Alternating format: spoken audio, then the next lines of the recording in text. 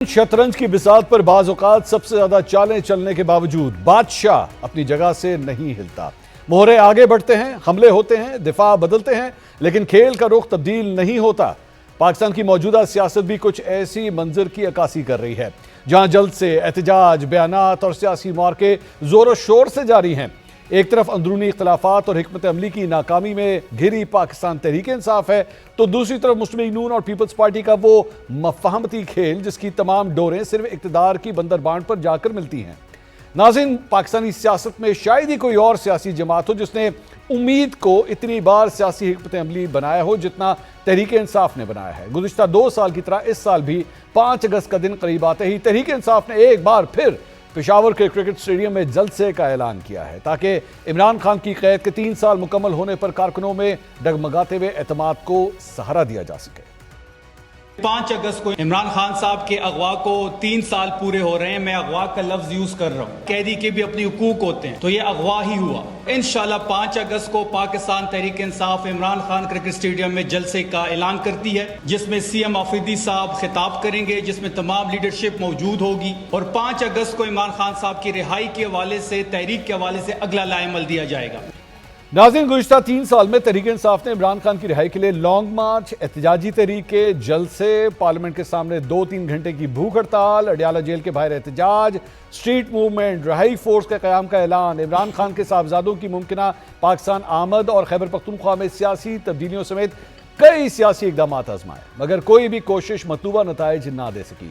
یہی وجہ ہے کہ اب پارٹی کے اندرونی اختلافات کھل کر سامنے آ رہے ہیں۔ صرف کارکن ہی نہیں بلکہ ارکان قومی و صوبائی اسمبلی، سینیٹرز اور دیگر پارٹی رہنما بھی احتجاجی حکمت عملی پر مختلف آراء لیے ایک دوسرے کے سامنے کھڑے ہو گئے ہیں۔ اس مایوسی کی فضا میں عمران خان کی بہن علیمہ خان گزشتہ ہفتے باقاعدہ خود میدان میں اتری اور چترال، تیمرگرہ، دیر، سوات اور بنیر میں کارکنوں کو متحرک کرنے کی کوشش کی، لیکن اس پر بھی پارٹی کے اندر سے ہی موروثی سیاست کی آوازیں اٹھنا شروع ہو گئیں۔ یہ صورتحال اس حقیقت کی نشاندہی کرتی ہے کہ عمران خان کی رہائی کی تحریک جتنی آگے بڑھانے کی کوشش کی جا رہی ہے، اتنی ہی تنظیمی مشکلات اور اندرونی تقسیم بھی نمایاں ہوتی جا رہی ہے۔ اب بحث رہائی سے زیادہ ملاقاتوں تک اور پارٹی کے اندر اعتماد کی بحالی تک پہنچ چکی ہے۔ ایسے میں اہم سوال یہ ہے کہ اپنے ہی صوبے میں اور اپنی ہی انتظامیہ کی نگرانی میں جلسے کروانے سے کیا سیاسی فائدہ ہوگا، اور اس جلسے کے بعد کچھ بدلے گا بھی یا نہیں؟ دوسری جانب آزاد کشمیر کے انتخابات کا جائزہ لیا جائے تو 27 جولائی کا دن قریب آتے ہی یہ انتخابات سیاسی منظرنامے کا اہم موضوع بن چکے ہیں۔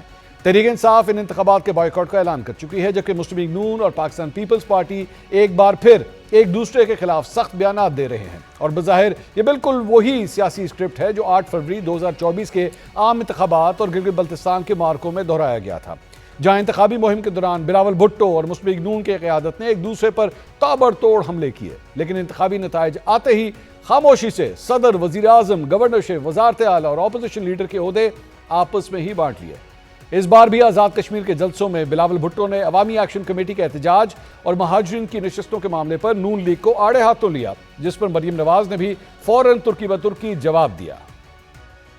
کچھ لوگ یہاں چند دن سے تقریریں کر رہے ہیں، شکوے کر رہے ہیں، الزام لگا رہے ہیں کہ آپ کس پر الزام لگا رہے ہیں؟ یہاں پر حکومت آپ کی ہے۔ میں اپنا بہن سے کہتا ہوں ذرا اپنا والد کو بھی بتا دے کہ ان کا بھی حکومت ہے، اگر کوئی سڑک بنانا تھا تو پہلے بنا کے دکھا دیتے۔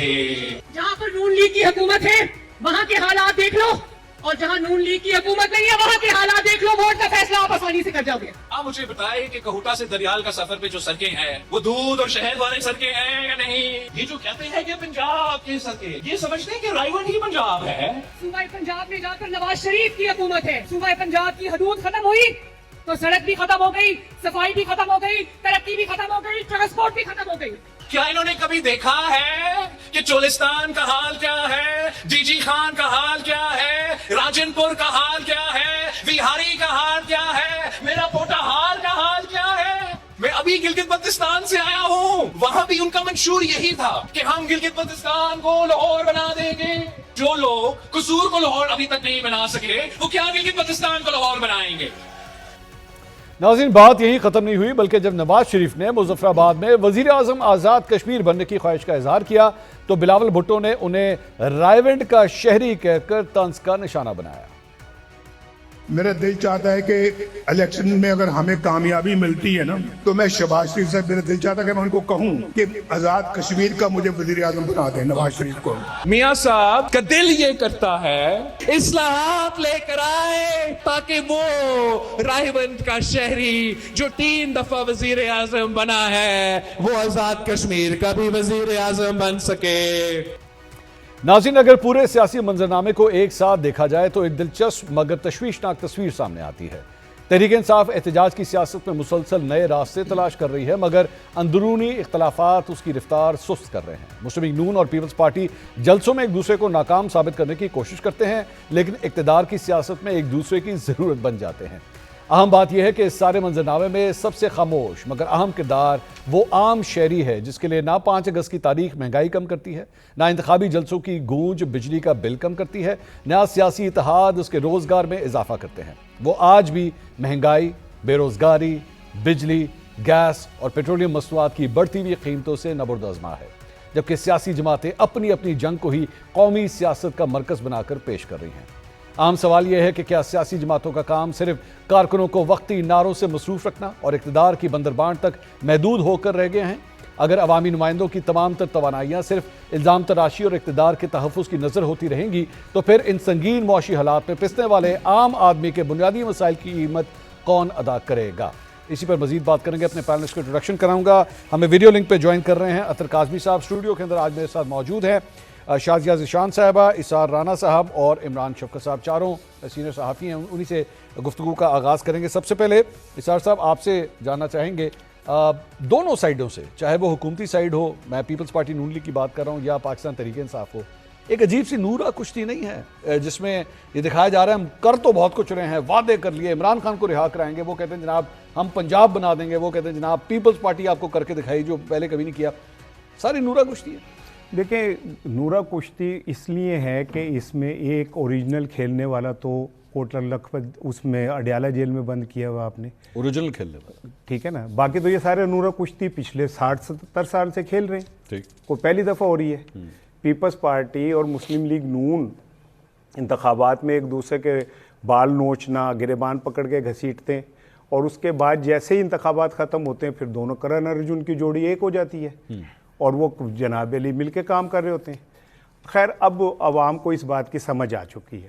اچھا، عوام اس دھوکے میں آنے والے نہیں ہیں. اچھا، یہی وجہ ہے کہ بلاول بھٹو صاحب BBC پہ بھی کہہ رہے ہیں کہ ان انتخابات کی کریڈیبلٹی کیا ہوگی مجھے نہیں پتا.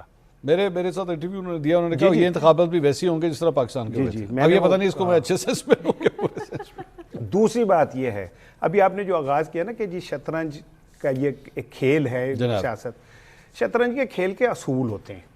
اس میں گھوڑا جو ہے نا 2.5 قدم چلتا ہے، جی ہاں، رخ جو ہے نا وہ ایک خاص میں چلتا ہے، وہ ہر طرف نہیں گھوم سکتا. جی، فیل جو ہے نا اس کا ایک راہ متعین ہوتی ہے اس کھیل کے اندر. جی ہاں، ٹھیک ہے نا. وزیر ادھر ادھر گھوم سکتا ہے. ہاں جی، ٹھیک. یہ واحد پاکستان کی سیاست کی کھیل ہے جس میں کھیلنے والے کے اوپر منحصر ہے کہ وہ گھوڑے سے 2.5 قدم چلواتا ہے یا 7 قدم چلواتا ہے. اچھا، ٹھیک ہے. اور اس کے اوپر منحصر ہے کہ اگر سامنے والے نے ایک قلعہ بنا لیا اپنے بادشاہ کو بچانے کے لیے تو ہاتھ سے سارے پیادوں کو گرا کے اور بادشاہ کو گریبان سے پکڑ کے جیل میں پھینک سکتا ہے. اچھا اچھا، ٹھیک ہے نا. یہ وہ شطرنج ہے، لہٰذا اس شطرنج کو آپ اس شطرنج سے تو نہ ملائیں. ٹھیک ہے. دوسری بات یہ ہے کہ جو پیپلز پارٹی اور نون لیگ کی کشمیر میں نورا کشتی چل رہی ہے کہ تم نے سڑک بنا رہی ہے، میں بناؤں گے، تو یہ تو دونوں ہی رہے ہیں کشمیر کے حکمران، دونوں جماعتیں رہی ہیں، تو دونوں نے نہیں بنائی، اس کا مطلب دونوں ہی مجرم ہیں. دونوں جھوٹ بول رہے ہیں، دونوں الزام لگا رہے ہیں اور کچھ نہیں. پریکٹیکلی انہوں نے کشمیر کے لیے کچھ نہیں کیا، آج تک کچھ نہیں کیا. اور رہی بات یہ جو آپ PTI کی لیڈرشپ کی بات کر رہے ہیں نا، تو میں نے پچھلے پروگرام میں بھی کہا تھا یہ لیڈرشپ وہی لیڈرشپ ہے جو نون لیگ اور پیپلز پارٹی کی لیڈرشپ ہے. ان کے چہرے پہ PTI لکھ دیا گیا ہے.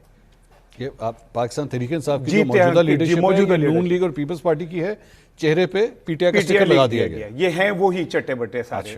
اس کی مثال میں دیتا ہوں. سلمان اکرم راجہ صاحب بھی جی عرض کر رہا ہوں. افضل مجوکا صاحب کے عدالت میں انہوں نے کیس دائر کیا 26 نومبر کے حوالے سے. ٹھیک ہے کہ جی ہمارے بندے مرے، ہمارے بندے زخمی ہوئے، ہمارے ساتھ ریاست نے ظلم کیا. آپ حیران ہو جائیں گے منصور صاحب کہ بار بار طلبی کے باوجود نہ وکیل پیش ہوا، ٹھیک ہے نہ چیئرمین بیرسٹر گوہر پیش ہوئے جنہوں نے ریٹ کی تھی, اور گواہوں میں کون تھا؟ گنڈاپور کیا کہتے ہیں سی ایم کے پی کے افریدی, شفیع جان اور اس طرح کے لیڈر. ایک بندہ پیش نہیں ہوا. مجھے یہ کہنے دیجئے کہ ان لوگوں نے بڑے خوبصورتی سے 26 نومبر کے, اگر لوگ وہاں پی ٹی آئی کے کیا کہتے ہیں جان ان کی گئی تھی تو ان کے خون کو بڑے طریقے سے صاف کر دیا. اچھا ٹھیک ہے, اور انہوں نے اس بات کے اوپر مہر لگا دی کہ 26 نومبر کو کوئی جان نہیں گئی تھی. انہوں نے دانستہ مجرمانہ انداز میں ان لوگوں کے خون کے ساتھ ہولی کھیلی, اور انہوں نے اس کیس کو جان کے خراب کر کے اس کو ختم کروا دیا. یہ پی ٹی آئی لیڈرشپ کی جی پی ٹی آئی لیڈرشپ کی میں بات کر رہا ہوں, اور یہ کل کی بات ہے, کل ہی آیا ہے یہ سارا